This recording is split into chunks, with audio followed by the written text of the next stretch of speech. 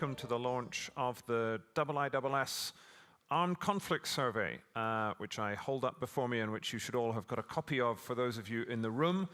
For those of you joining us live online, we're gathered here today in the run-up to the launch of the 18th IISS Manama Dialogue, which begins in a few hours' time here in Manama in Bahrain.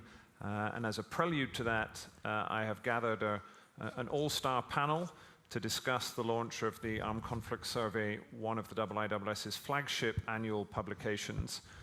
This launch is going to run for about 1 hour. You'll hear presentations from Irene Mia, who is the editor of the Armed Conflict Survey, and then a number of our other colleagues, and then we shall open up for a period of Q&A and discussion with the audience. My name is James Crabtree. I'm the Executive Director of the IISS office in Singapore, IISS Asia, and I'm going to keep my remarks as brief as I possibly can and begin by handing straight over to Irene Mia. Thanks, James. Good afternoon, everybody, and good afternoon to people online.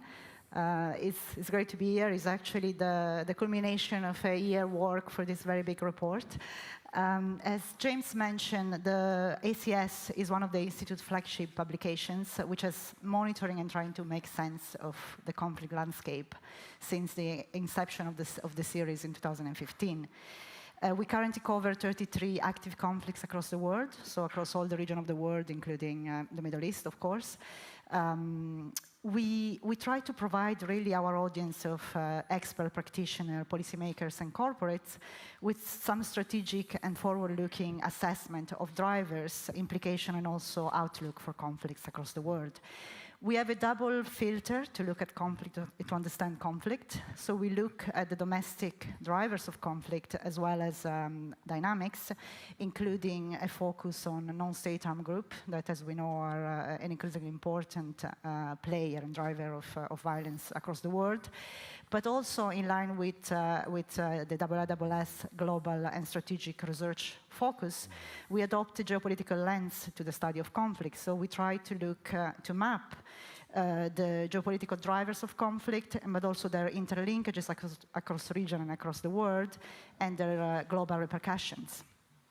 So just to highlight two features of this year report, we are also including selected strategic regional essay on trends which are of strategic importance for the regions, including the escalation in the Middle East, geopolitical dimension of conflicts in sub-Saharan Africa, the regional repercussion of the Russia-Ukraine war in Eurasia, also geopolitics of synthetic drugs in the Americas, and also China involvement in Asia conflict. And some of those topics my colleague will cover in more details. We also have a special feature on climate security this year in view of the increased urgency to understand the complex nexus between conflict, climate vulnerability, and global security. Another thing I wanted to mention is that we are strong believer of the power of data to bring conflict trends into life, and also to inform our qualitative assessment, which is obviously quite important as well. So the report is very rich. You will see if you get a copy. It's very rich in data, in maps, in tables, and infographics. We have key statistics on all type of conflict-related events. We also have visual timelines of key political and military events for each conflict. What I wanted to highlight in this context is this Armed Conflict Global Relevance Indicator, which is a proprietary composite indicators, which really embodies our filter to conflict. So we kind of assess the global importance of conflict based on their geopolitical impact, but also human impact and intensity. So we use that as a way to complement our qualitative assessment and also to prioritize analysis.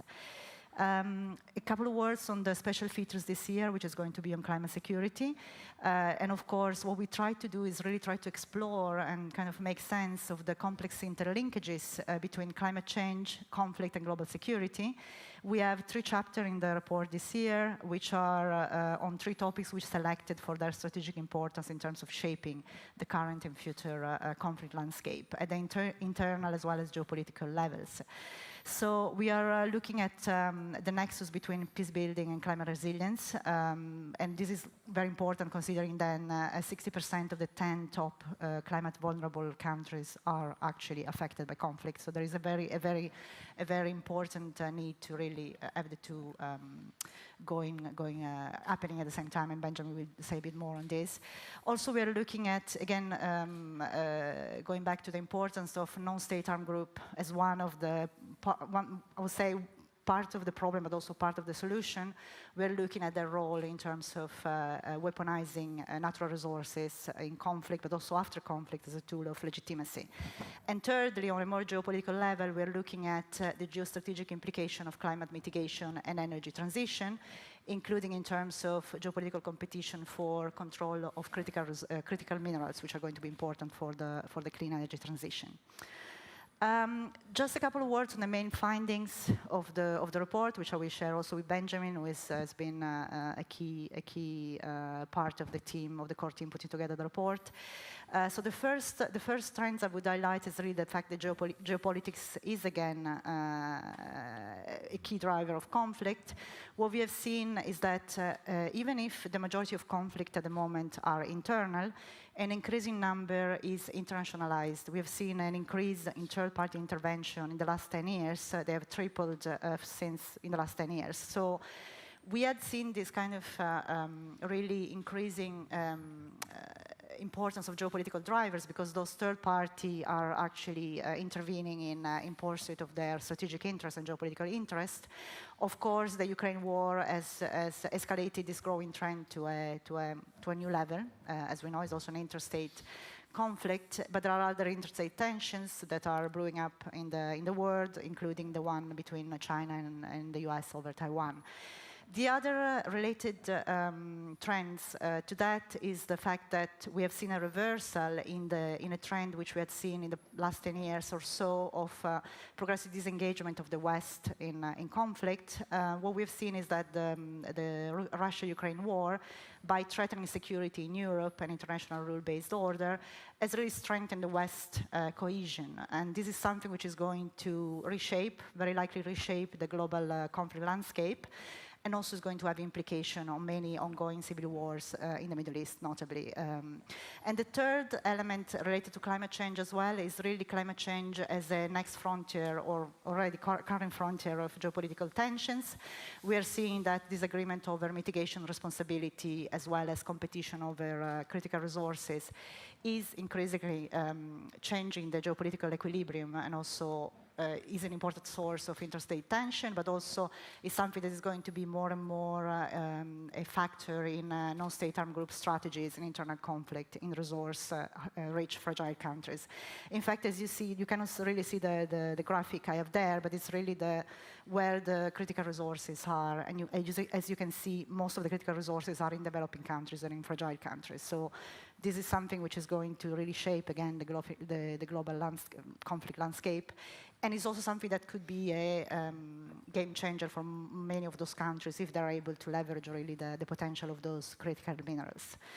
And thirdly, very quickly, the Russia-Ukraine war wider implications. What we have seen is that obviously the Russia-Ukraine conflict is yet another global shock building on the coronavirus pandemic, but also the long-standing accelerating climate emergency to really exacerbate drivers of conflict globally.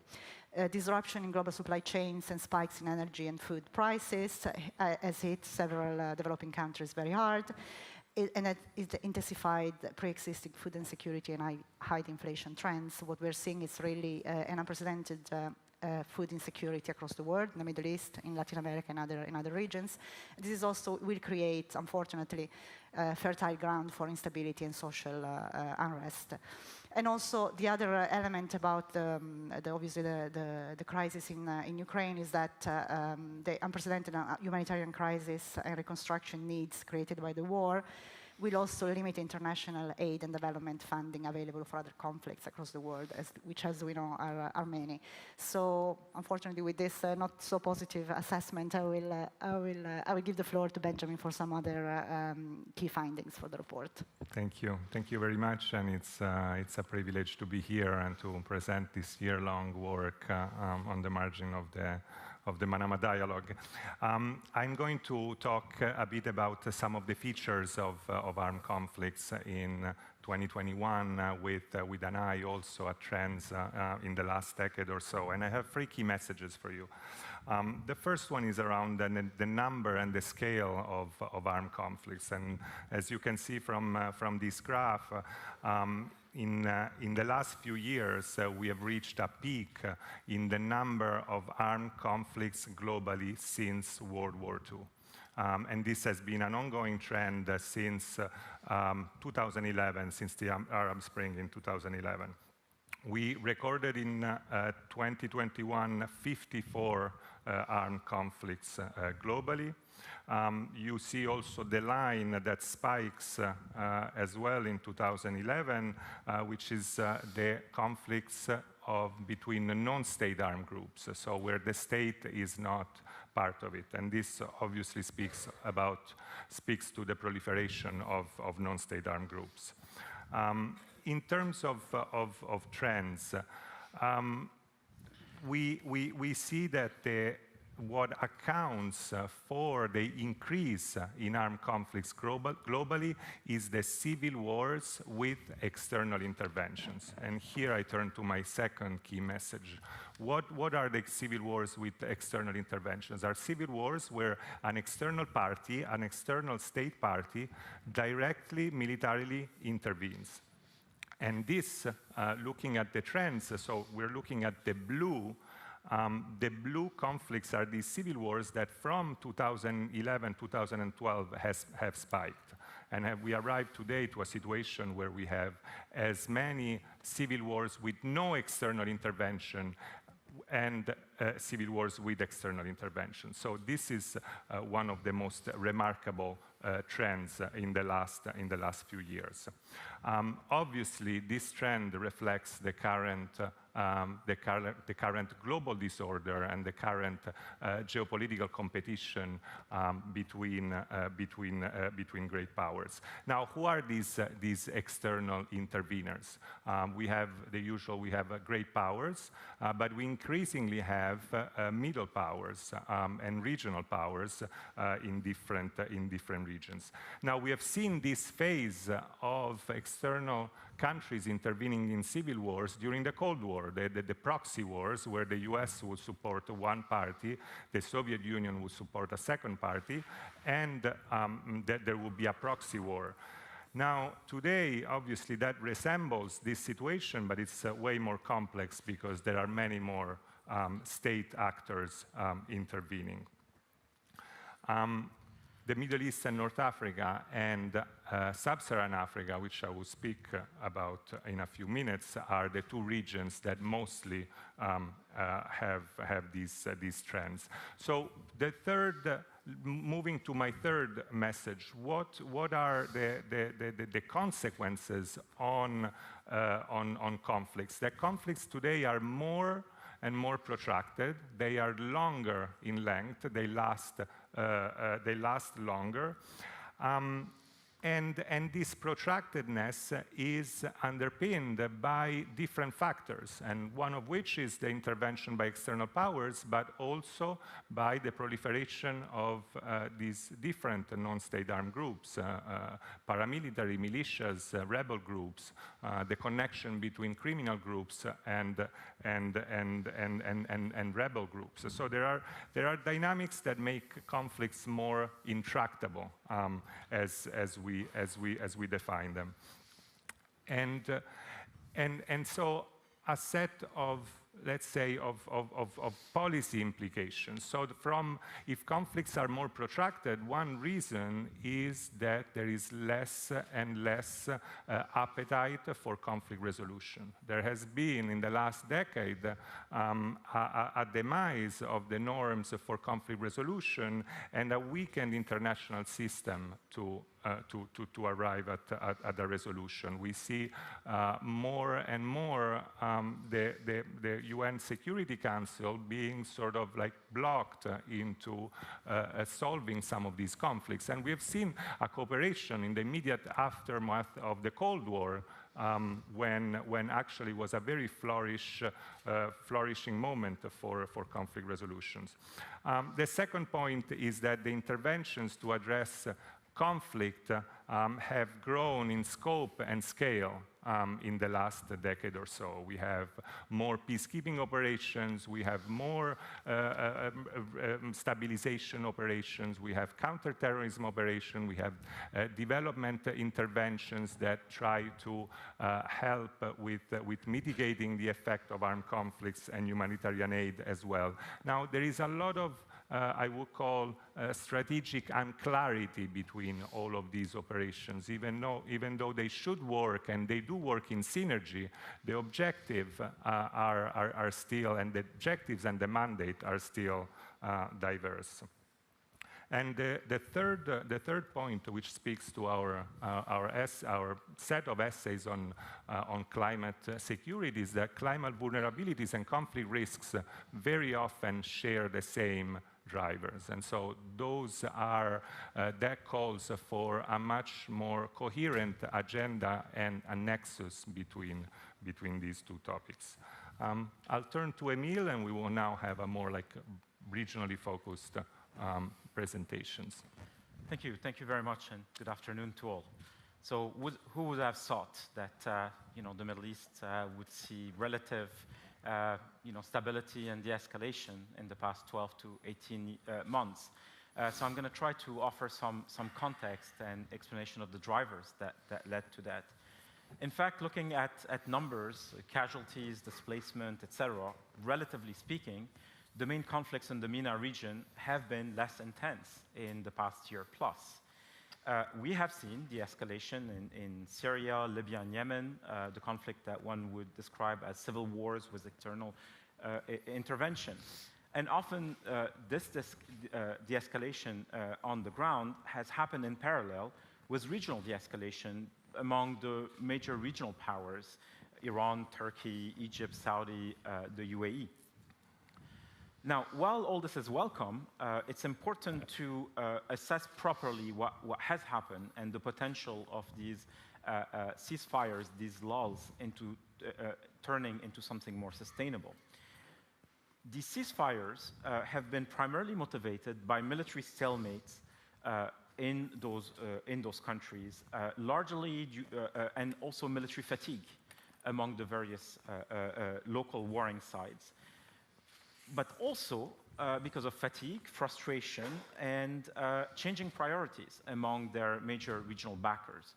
So the pandemic has really helped some of the major players in the region think about how much they wanted to invest in those competitions.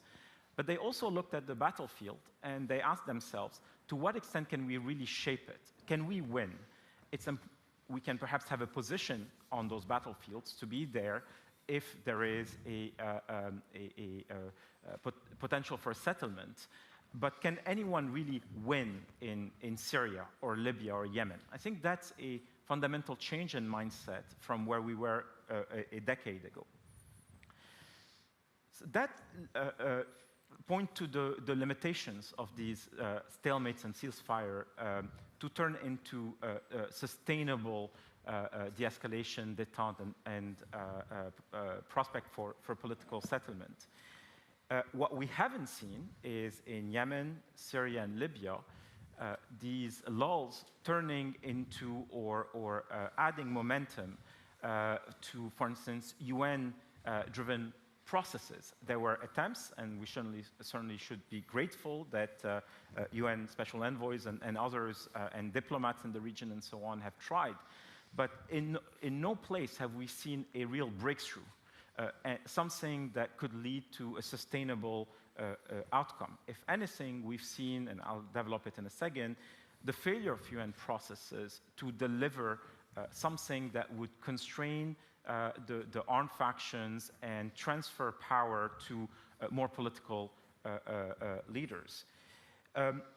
In part, that's because regional and international powers, once they reach a ceasefire or they decide to de-escalate, basically hand the difficult mission to the UN without necessarily the leverage and the muscle, and without the local parties being really committed to that. They often see those ceasefires as an opportunity to regroup, rethink their military objectives, and wait until new opportunities for military conquest arise. Like looking in a bit more in more detail, look at Syria, for instance. The battle lines have largely stayed the same for the past year and a half.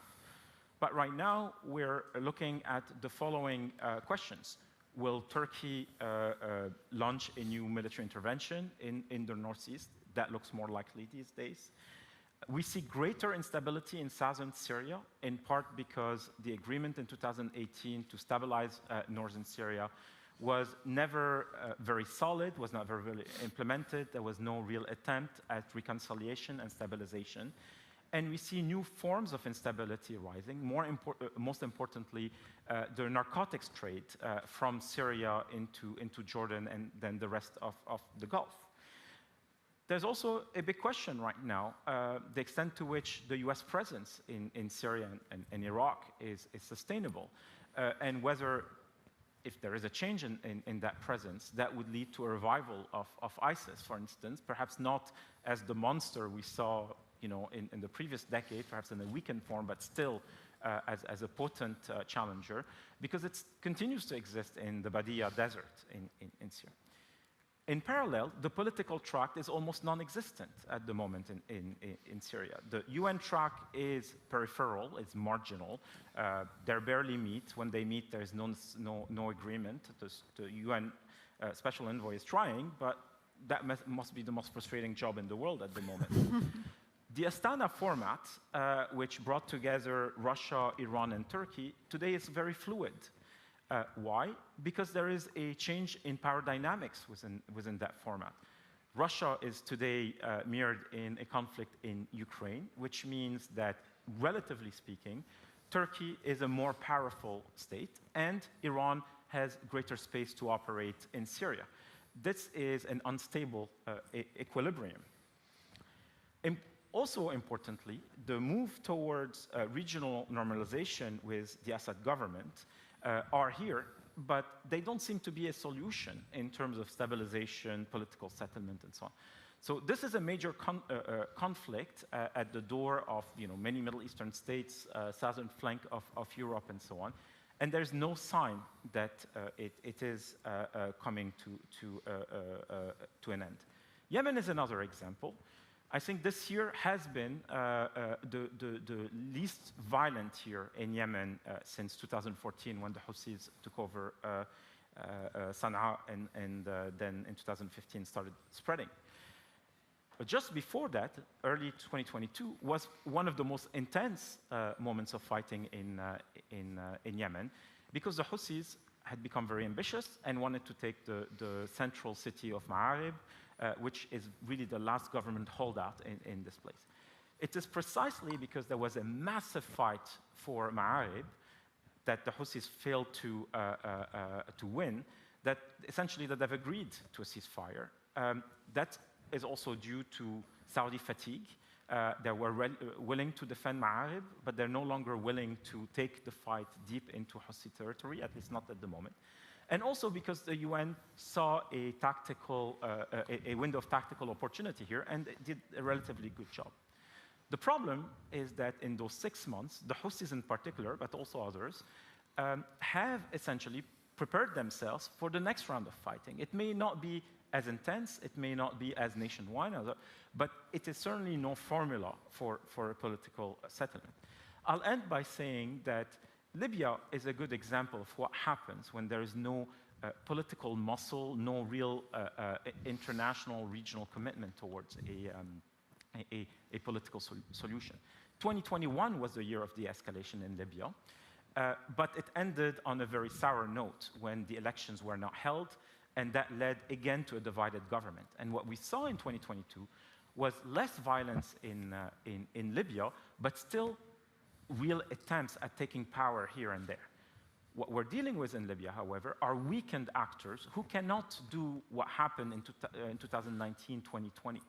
But who knows, those weak actors can weaken even further, and then other actors could replace them with more ambition, more resources, and perhaps more external support. So the Middle East, we should be careful about being complacent when it comes to that. Obviously, the big fight these days is in Europe, but the potential for renewed large-scale violence in the Middle East is still there. Thank you.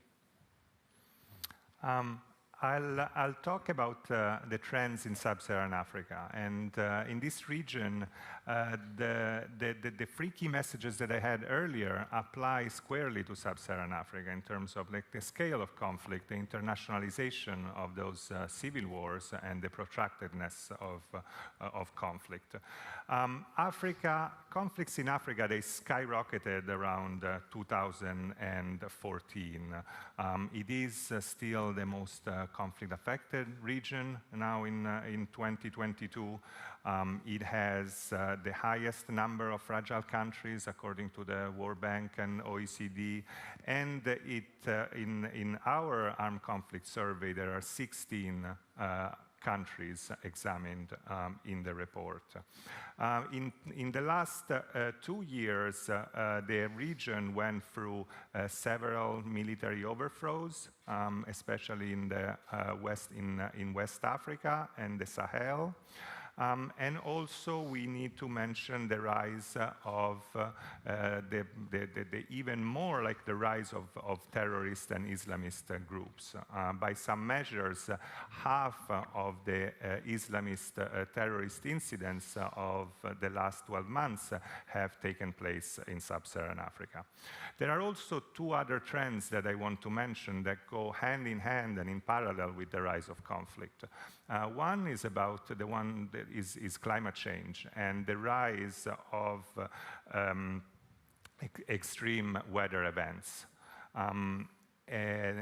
In terms of especially the alteration of patterns of rains, with more and more floods, with droughts like in the Horn of Africa, or floods like in South Sudan. So we see a pattern of economic disruption, economic and social disruption, that is a further enabler of armed conflict. And the second parallel trend is the resulting humanitarian impact from the conflict, from all the conflicts. In sub-Saharan Africa, there are today 137 million food insecure people, which is a number that is tripled has tripled since 2018. Obviously, conflict accounts for that, but also the displacement from climate change and from COVID and the different compounding crises. 8 of the top 10 African countries that experience food insecurity are facing conflict. So we see food insecurity and armed conflict that really go in parallel.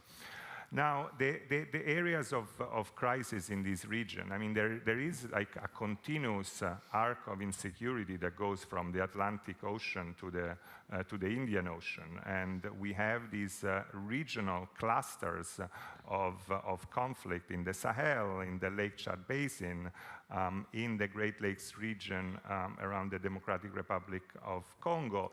and in the Horn of Africa with the civil war in Ethiopia that is sort of the fulcrum of insecurity. Now, that civil war has had a very recent peace agreement, and we will see if that will be able to hold. What I want to mention is the overlapping dimension between all these conflicts. Most of these conflicts have a local dimensions. They start from in peripheral regions where central government does not have a reach in terms of providing services. There are local grievances and there are identity-based conflicts. These are all sort of textbook cases that we know about. There is like a national dimension to many of these conflicts in terms of a crisis of legitimacy, a broken social contract. We see this in many of the Sahel countries, in Mali, in Burkina Faso, but also in Central African Republic, in South Sudan. There are, as I mentioned earlier, regional dimensions that are increasingly interstate rivalries that we see in the Great Lakes region. There are rise of tensions and almost on the verge of conflict between the DRC and Rwanda. And there are transnational also elements in which terrorist groups, Islamist extremist groups, have penetrated many of the local grievances, and so there is a factual overlap between these conflicts. And then to conclude with the internationalization of many of these civil wars, and that's where then the geopolitical elements and the war, the Russia-Ukraine war plays a role in this, where Russia is slowly and swiftly penetrating and strengthening alliances with several countries in the region. And so we have a reflection of the geopolitical competition on the continent in countries like Mali, Central African Republic, and Sudan. So this arc of insecurity has several dimensions, and these conflicts are very multifaceted. So they need multilateral responses, national solutions, and also very local responses. I'll stop there and I'll turn it to Nigel. Thank you very much, Benjamin. Good afternoon, everyone. At the launch of the Armed Conflict Survey a year ago, I offered the view that although we are approaching the 30th anniversary of the breakup of the Soviet Union in 1991, there was, nonetheless, no sense in which that region had become stable and peaceful.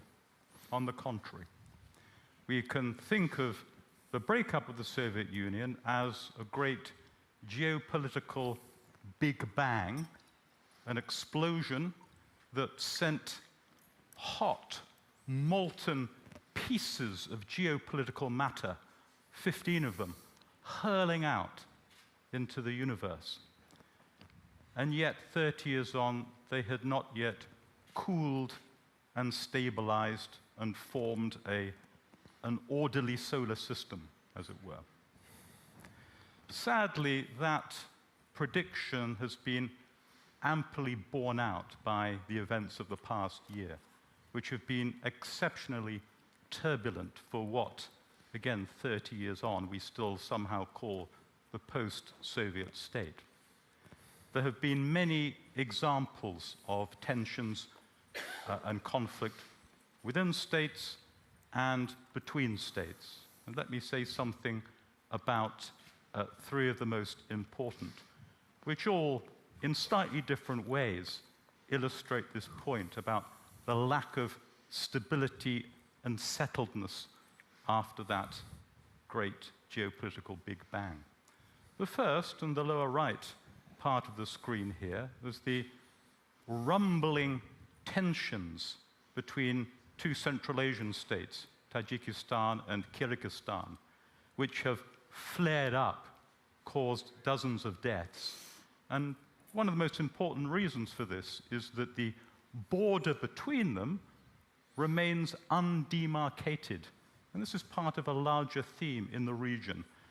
Borders which had been intra-state borders, separating Soviet republics in Soviet times, then became, after the geopolitical Big Bang, interstate borders. Yet many of them are still not properly recognized by those states that are separated by them. And that remains a problem. The second is the conflict in the middle of the map there between Armenia and Azerbaijan. The origins of this conflict lie even further back in late Soviet times. It was the first big conflict of that time to flare up in 1988. Again, it's ethnic in nature. It concerns inherited borders, in this case, centering on the Armenian ethnic enclave within Azerbaijan.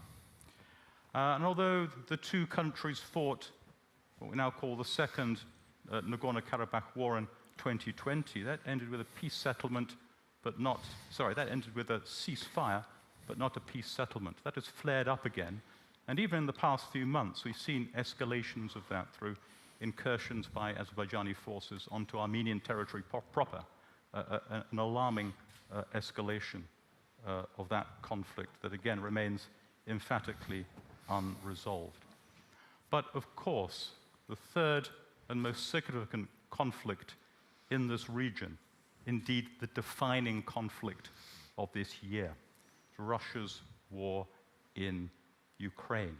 And this, more than anything, reflects the refusal, in this case by Russia, to accept the verdict of 1991. It is, I would argue, a conflict that is qualitatively different from any other besetting the world at this point. It is the biggest war in Europe since 1945, certainly eclipses anything that happened in the Balkans in the 1990s, terrible though those wars were. Another way of thinking about it, it's the third major power conflict in Europe for a century, following the First World War and the Second World War. Now, Western countries are not yet fighting directly in this war, but they are assuredly participants in it, both in their support for Ukraine through military help and other forms of help, and also in the imposition of sanctions against Russia. And this reminds us that this is a war being fought, and that will be resolved on two fronts. The first is on the battlefield by the military forces of Russia and Ukraine, and the second way it's being fought is on the home fronts of all the respective participants, and that is being conducted mostly by economic means. And I'll come back and say something about the economic dimension in a moment, because it's of global significance. And at this stage, and just to draw upon a remark that Irene made earlier, I think that everyone has been surprised, not least Vladimir Putin, by 9 months into this war, the unity and cohesion that the West, with major Asian partners, has demonstrated across national policies, across societies, and also, most remarkably and unprecedentedly, across substantial parts of the Western private sector that have not merely complied with state sanctions, but have voluntarily amplified them through unforced withdrawals of business relationships with Russia. That's an absolutely unprecedented development. It sets an interesting precedent for the future. Now, this war has already borne many of the bitter fruits of any terrible conflict. Over 200,000 people either killed or injured in this war, hundreds of billions of dollars of economic damage, over 6 million Ukrainians that have been displaced within the country, and another over 6 million that have been forced to flee overseas. But I think it's very, very important, in particular here, to emphasize the fact that this is a conflict of global and not merely regional significance. And that's for at least 3 reasons. And we can talk about these reasons being 3 Ps. And the first is the P of principles. Now, this war and its implications have profound consequences for the fundamental principles of international order, of state sovereignty and the inviolability of borders. That was true of Iraq's invasion of Kuwait in 1990, which was globally important for the same reasons. So what is going on, what's at stake in Europe now, has much larger implications for international order. The second P is prices, commodity prices, in particular oil and food, both of which have been affected, have raised as a consequence of this war so far. Now, that's good for some countries, the oil exporters. It's bad for the food importers. And that will, in turn, impose strains and possibly provoke, exacerbate conflicts in other parts of the world. The third P is policies. This war is a catalyst that is driving rapid innovation in policy thinking and practice, in particular about the use of economic weapons of statecraft. Many new forms of sanctions are being honed and applied, and they, incidentally, include sanctions relating to the energy sector. So the date, I'm sure, already in all your diaries, the 5th of December, that is when the EU's near total oil embargo on Russia and the G7 price cap on Russian oil come into force. That's an extraordinary precedent that has much broader implications, it seems to me. And on policies, looking ahead to the future, there is always the possibility that this war will escalate in various ways which have even more direct global impacts. It's a war unlikely to end very soon. And in conclusion then, if we're thinking ahead to the longer-term implications of its conduct and its outcome, whatever that is, again, 3 Ps. The first is power. What consequences will this have for the balance of power? I'd offer the thought, I think not already significantly appreciated, that this war has already shown the underlying weaknesses and limitations of Russian power across many domains, not only military power, but informational power and cyber power as well. The second is that this war, as it moves on, will shape perceptions of resolve and commitment in ways that have much larger implications, because in diplomacy, everyone is always watching everyone else. And finally, the third P, this war and its outcome will set precedents for the ways that aggression works and is responded to, and again, the conclusions that everyone watching this will draw for that, including for conflicts in other parts of the world. I'll just finally finish, if I may, with an advertisement for the launch of another publication, the one that I edit. Another date for your day. It's the same date, actually, also the 5th of December, when we launch that, and that will explore the geopolitical dimensions of this and other recent events in the world in detail as well. Thank you. Very good. Thank you very much, Nigel, and to the rest of the panelists. So comprehensive though the armed conflict survey is, it doesn't actually cover the entire waterfront of work being done by the IISS. So Nigel's advertisement for his publication is well taken. And before we open up for questions for the remaining 15 minutes, we wanted just to give one more small piece of product placement for another excellent piece of IISS work that was launched this year from our Asian operation. And for that, I'm going to hand briefly over to our colleague, Erin Connolly, to talk about the conflict in Myanmar. Thanks, James. And I should mention that there is actually an excellent chapter on Myanmar in the Armed Conflict Survey, which you can review after this event. But we have gone beyond that to produce this digital interactive on the conflict in Myanmar. This is a static image, but If you go to the website, myanmar.iiss.org, you can manipulate these different variables to try and understand better what is a very complex conflict. But if I can just briefly touch upon what this image shows, we are all used to seeing conflict around the periphery of Myanmar between ethnic armed organizations and the central government. That's been going on in some cases for 7 decades.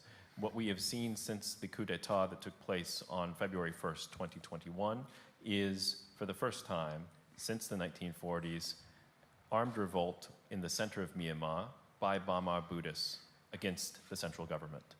And that is really unprecedented since the 1940s. And so both sides are seeking dominance over the other. The central government, I should say the junta government, the State Administrative Council, has sought to diminish the intensity and the tempo of the revolt by primarily through use of airstrikes and militias. These airstrikes are not really targeting forces, they're targeting population centers, trying to create refugee crises, internal displacement that would make it more difficult for rebels to live off the land and live off the population. And then we still have, around the periphery of the country, armed conflict going on in most of the major ethnic states, including now, as of August, in Rakhine State. And many of you will remember, this is the state where in 2017 and 2018 we saw such violence against the Rohingya population. They're being caught in the crossfire of the current conflict. And the tactics that were used against them in 2018 are now being used against Bamar Buddhists in the center of the country. So that's the situation in Myanmar. I'm happy to take questions on that alongside colleagues afterwards if there are any. Very good. Thank you, Aaron. Thank you, everybody. So we now have a period for about 15 minutes of questions. We're going to end at the top of the hour. That's 5 o'clock here in Manama. Maybe a different time for those of you watching at home. I see a question at the front. Maybe if you might introduce yourself and a microphone will be whisked to you as you can ask your question. Yes. Please go ahead. Thank you so much. My name is Bari Alamuddin. I'm a delegate in the conference. I'm a writer and journalist. And my question is to Emil. Thank you, Emil, for a very interesting take on the situation of all the conflicts. However, I would have liked to hear from you about what's happening in Iran.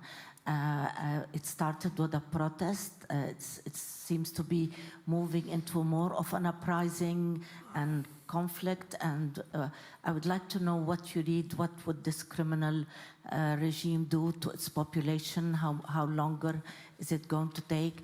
Also, what would be the effect on the Hezbollah, Hashd al-Sha'bi, the Houthis, and all the evil that Iran creates in the area? Thank you. Emil, go ahead. Thank you. We cover a lot of conflicts in the ACS, but we need to have a criteria for what we study within the publication. So we have a definition of armed conflict that explains, for instance, why Iran is not covered in the ACS. It has to do with the scale, the intensity, the time scale of a conflict. Iran may qualify next year if this unrest escalates, lasts, and then takes other forms. Yep. So at the moment, we'll have to discuss when we're back in London. Not sure the criteria we have apply to that. Now, let me answer your question. This is indeed an unprecedented uprising in Iran because of its scale, its geographical spread, because of the intensity that we see, because of the deliberate targeting that we see of state authority, because of a clear both generational gap where, in a way, if you want to simplify it, it's basically granddaughters rising up against the grandfathers, right? That you see a very large segment of the population questioning some of the choices that their grandfathers essentially made in '79 and so on, and say our orientation is different. Now, what's interesting, Iran, when you want to look at history, has had 3 revolutions in the previous century. It's a vibrant, restless society. So one shouldn't be surprised that they're always questioning state authority, the limits of free speech, etc. What's happening right now is that in 1999, you had an uprising in the universities. In 2009, you had an uprising because of the election and real allegations of fraud there. Then, but that was like really focused on the electoral contest. From 2017 to 2019, it was perhaps like mostly a socio-economic driven uprising. Now it seems like a broad-based ideological generational thing happening, and we see the build-up essentially. All this is, it's cumulative essentially. It starts small and it acquires more dimensions.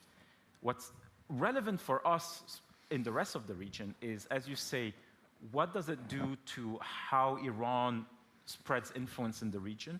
Will Iran consider that they have to fight elsewhere to protect the core of the regime, or should they bring back focus at home and so on? My colleague John Rain and I may argue that actually Iran operates in the region at a low cost, and it is strategic, so we may not necessarily see a reduction in terms of Iranians' role. The second question, which I think is key, is we see a lot of unrest in the various ethnic communities in Iran. And that, although this has happened in the past, this is actually different. You know, the Baluchis, the Kurds, and we see the Iranian system trying to push back. So it is very relevant. It will affect Iran's power. It may not necessarily affect the strategies, the willingness to do things. But there are so many other dimensions at play here, regional de-escalation or not, greater convergence between Iran and Russia, sense of between the two that they have a similar purpose at this point. So, I wouldn't declare the end of, the Iranian system. It still has quite a lot in it. Thank you. Very good. Okay, lots of hands. So my colleague David Gordon, I will come to the center. We're not being totally biased towards the left, but David, do you want to go first? Thank you very, very much. My question is to Nigel. Could you give a sort of net assessment on where the Russia-Ukraine conflict is now? General Milley spoke a couple of days ago and said that there have been roughly 100,000 casualties on each side. What's your sense of who has momentum, how far that can go? You had mentioned that you foresee this going on for a long time. Does that mean that we're sort of in a permanent balance here? Now, I fear if Nigel gives an entire net assessment, we'll have no time for any more questions. So I'm going to take a few more, and then we'll pick a few. So the gentleman here, I saw your hand shoot up. Maybe you can wait for the microphone if you don't mind. My name's Larry Rubin. I'm a professor at Georgia Tech, but I'm also an associate fellow at IISS. This is, of course, amazing, and it's great in the classroom, too. My question is kind of for everybody, but again, inspired by what Emil said, because one of your remarks about Syria intrigued me, because what you said was, you'd said after kind of the Russian withdrawal, in a sense, of being less active in the Astana process, and Turkey has kind of elevated its role there.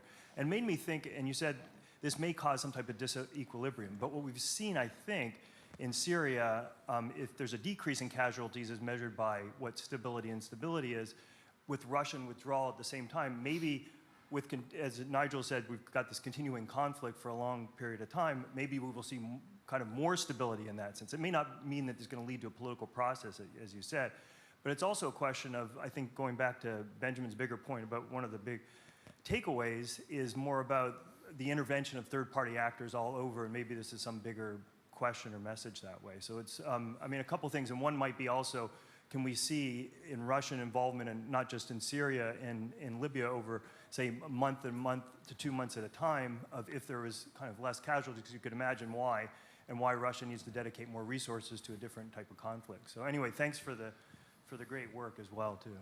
I'm going to take 2 more questions, and then, so I see the lady there, and then Sir at the front, and then we'll Thank you. Maria Fontapie, Center for Humanitarian Dialogue. I just wanted to pick up on the points of Mr. Gold-Davis and Emil and Mr. Petrini as well. So on the one hand, we see a West that is united when it comes to the war in Ukraine, but also we see more and more rotting conflict in the region. So I would like just to challenge the issue of the Western unity vis-à-vis of the world developments, because while we see a lot of unity when it comes to Ukraine, are we really going to see unity when it comes to rotting conflict in the region, when it comes to energy crisis and how to deal with that? From a European perspective, being a former European diplomat, I can see an increasing Europe of nations rather than a multilateralism at play.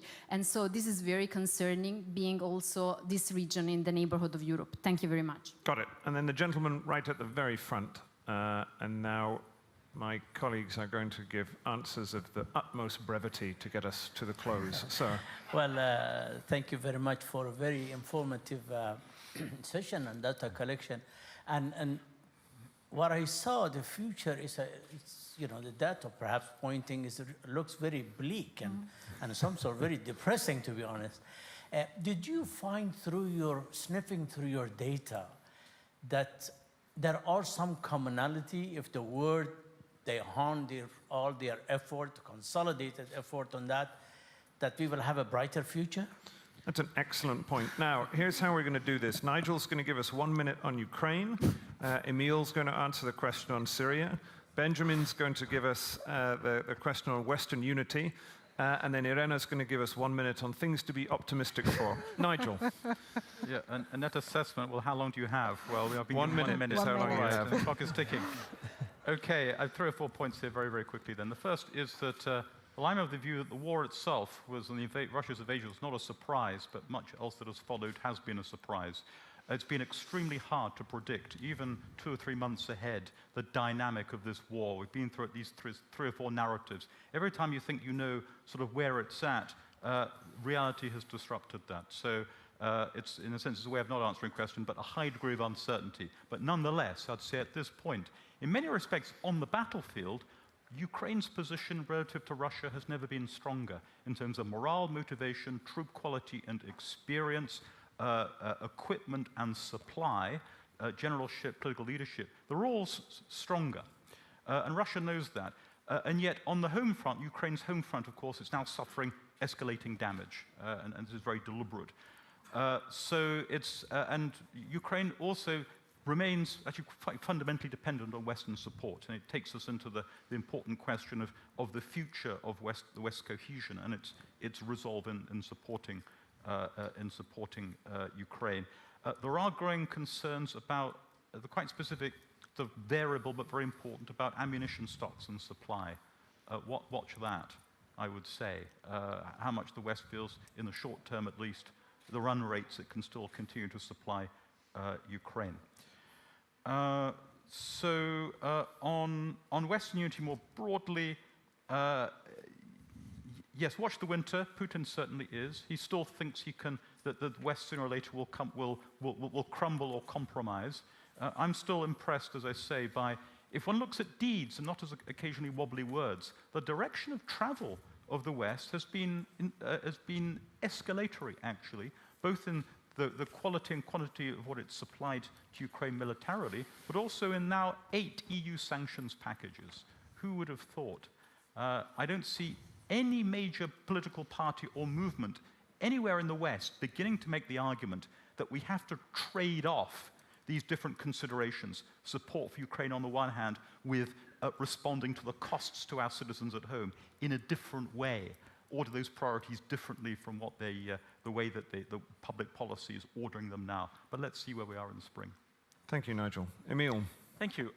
It's interesting to examine the question of whether Russia has to rethink its position in the region. I would say, look, in Syria, it was essentially managing the battlefield. It was managing the regional competition for many years now.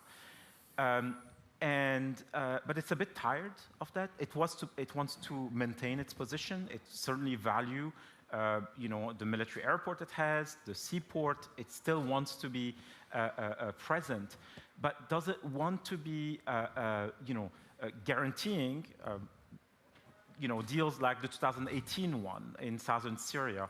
Does it want to, which, by the way, wasn't properly implemented and actually is leading to a breakdown in that region? Does it want to challenge Turkey at a time where it needs Turkey for other reasons? And so on. So I think strategically, the Russians, whether it's in Libya or Syria and so on, will maintain their position because this is how you outflank your rivals in the West, essentially. It's not about dominating anymore. It's not about necessarily shaping the future of these places. It's really about nagging, keeping off balance, having a position, just making sure that Western countries have to just watch their back while they're challenging them on the main front line in Ukraine. Now the question is how the rest of the region fills that vacuum, whether they ask Russia to be present, make it because they need it, or they basically try to fill that void, greater competition perhaps between Iran and Turkey in Syria.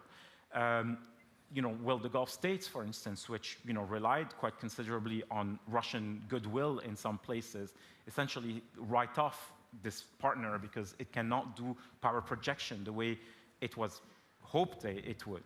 So I think we're not necessarily at a pivot point, but Russia is no longer, I would argue, this central military actor that some thought it was at a certain point.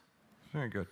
Benjamin, what about Western unity? On the question on Western cohesion, I think we have to think about the Western cohesion on Ukraine as a bit of an outlier. And that the Western positions and divisions in a continent like Sub-Saharan Africa has not dramatically changed. I mean, the West moves together with sort of concerted approaches on security, on development, on humanitarian issues. It comes together when it has to renew peacekeeping operations, for example, or having assistance to providing assistance to Somalia, or pulling out all from Mali when Russia comes in. I think that there are no signs of sort of a renewed multilateralism from Western actors in Sub-Saharan Africa, and I see more as forward-looking, as empowering and giving more agency to the African Union and to the regional economic communities, for example. So I see there an element where conflicts can be better managed. Now we're right up against time, so Irena, give us one thing to be optimistic for the gentleman in the front, and then we'll move to a close. Great. So I'll try to be positive. I think in general we do. You'll see in the report actually we do have a section for each conflict, for each region on a glimmer of hope, let's say. But personally, I think what is quite encouraging is the fact that there is an increasing awareness on the role that climate crisis is having on conflict as an exacerbator of root causes, and I think there is also an increased momentum on the need of really mitigate those impact. And I think if really there is a fairer way to address mitigation also between, obviously developing countries and developed countries, I think that's going to really help mitigate, but also is going to put the countries which are in fragile countries more exposed to climate change in a much stronger position. And I think it will change a bit the equilibrium as well. But of course, there are lots of internal and domestic issues to address. But I do think that, and I encourage you to read the report because there is quite a lot of positive as well, not just negatives. All right. Thank you very much, Irena. A sort of bright note on which to end on. Thank you very much to my colleagues and to everyone else from around the Institute. This is really a labor of many hands, the Armed Conflict Survey. It's an excellent read, so thank you very much. Thanks, James.